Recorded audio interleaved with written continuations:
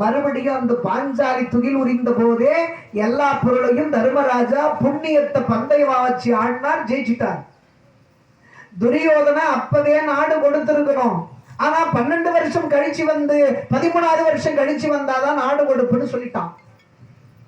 இப்ப அன்னைக்கே தர வேண்டிய நாட்டை தராது ஒழிந்த துரியோதனனு இன்னமும் கொடுக்க முடியாதுன்றானு அவனை போய் பட்டுன்னு வச்சுட்டு அவன் ஆளுகின்ற நாட்டையும் சேர்த்து ஆளாமல் நீ என்ன உங்க பாகத்தை மட்டும் கேட்டுக்கிற?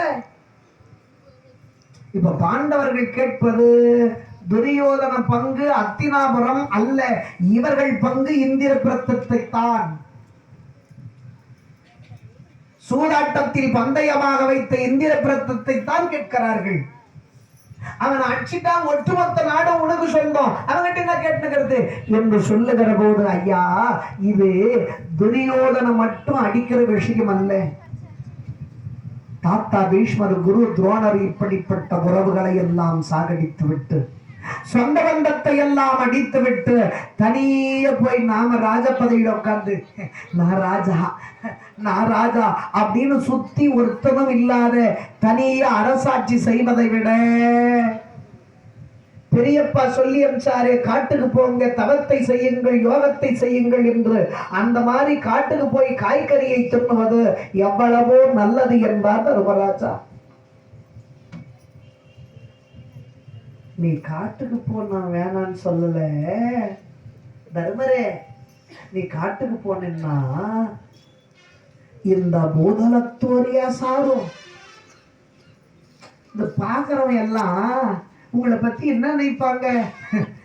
ரத்தஞ்சத்த சொத்த பசங்க தான் பெண்டாட்டிய தான் கண்ணு முன்னால பூச்சி படை பூச்சிட்டாயா, அவனை போய் பட்டுன்னு அப்படியே அடிச்சுட்டு அவன் ஆளுகின்ற நாட்டை ஆளாது காட்டுல போய் கிடக்குறானுங்க கோடைகள் சொல்லுவானா இல்லையா? பூதலத்தோர் ஏசாரோ அட அவன் பேசனா பேச்சு போய் போறான், ஏதோ டீ கடை பெஞ்சில் பேசுறான், நமக்கு என்ன வந்துச்சு, நமக்கு என்ன காதல கேட்கவா போகுது அப்படின்னு நீங்க இருந்தீங்கன்னா கூட புகன்ற வஞ்சினமும் பொய்த்திடாதோ. ஆளாளு சும்மா இல்லாத சத்தியம் பண்ணிக்கிறீங்களேப்பா, 100 பேரை அடிப்பேன், துர்சாதன் ரத்தத்தை குடிப்பேன், அப்பதான் நான் கையில தண்ணி குடிப்பேன், அதுவரையிலும் கதாயுதத்தை எடுத்து குலத்திலே மோதி மேலே எழுகின்ற திவளையத்தான் உட்கொள்வேன், கர்ணனை கொள்வேன் என்றான் அர்ஜுனன், சௌபரனை வெல்வேன் என்றான் நகுலன், சகுனியை கொள்வேன் என்றான் சகாதேவன். 100 பேரை செத்துட்டு பிறகு வெற்றி பேரையை முழக்குகின்ற பொழுதுதான் விரித்த கொண்டை எடுத்து முடிப்பேன் என்றால் பாஞ்சாலி. இப்போ இப்படி ஆளாளுக்கு சத்தியம் பண்ணுங்களே, இந்த போகன்ற வஞ்சினமும் பொய்த்திடாதோ நீதியோ. நீ காட்டுக்கு போறன்னு சொல்றது நீதிதானா என ஊரைத்தான் ஆங்கதற்கு நிகழ்ந்தாரும் அங்குரைக்காலுற்றான்.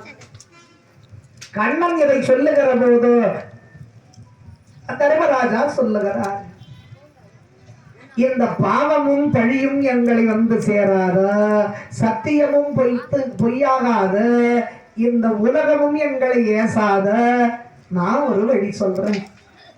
என்ன வழி? நீ தூது போ. தூதா? நானா? ஏற்கனவே உலகமகாமுனிவர் தூது போய் வந்தாரே கண்ணா. தூது போவர்களுக்கு 3 இன்றியமையாதது. என்ன?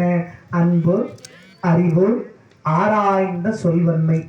உயிர்கள் மேல அன்பு இருக்கணும், அறிவு இருக்கணும், ஆராய்ந்த சொல்வன்மை இருக்கணும். இந்த 3 இருந்தா தூது போகலாம். அந்த 3 அதிகமா இருக்குது உங்ககிட்ட, நீ தூது போனா சரியாகும். அடுத்து தூது போய் சண்டைய தொடங்கிறதுக்குன்னு ஒரு முறை இருக்குது. தூது போய் தான் ஆகணுமான நீங்க நினைச்சீங்கன்னா சாம வேத தான தண்டம், சண்டைய தொடங்கிறதுக்கு இது ஒரு தர்மம். சாம சமாதானம், டே அவன்லாம் உனக்கு ஒரு ஆளு, அவனை போய் சண்டை போடுறேன் விட்றா ராசியா போங்கடா, ஏண்டா பிரச்சனை அப்படின்னு சொல்லி சமாதானம் பேசணும். அடுத்து பேதம், டே சின்ன பையன்லாம் சரி வச்சுக்கிட்டு உன் தகுதிக்கு அவன் தகுதிக்கு சமமாடா, சண்டை போறது கூட ஒரு வயசு வரம்பு வித்தியாசம் இல்ல, அவன் தகுதி பார்த்து தராதாரம் பார்த்து சண்டை போறது இல்ல அப்படின்னு பேதப்படுத்தி பார்க்கணும். அடுத்து கெஞ்சி கேதற விட்டுறான். அவனுக்காக வேணாம் எனக்காக விட்டுறா, கையெழுத்து கெஞ்சி கேதற விட்டுறா அப்படின்னு சமாதானம் தானமா கேட்கணும். அப்பையும் அவன் கேட்கணும், டேய் என்ன நான் இந்த பெரிய மனுஷன் கேட்டுக்கிட்டே இருக்கிறேன், நான் பேசிட்டே இருக்கிறேன் அட்ராவன சாம பேத தான தண்டம், இதுதான் சண்டையை தொடங்குகிற முறை.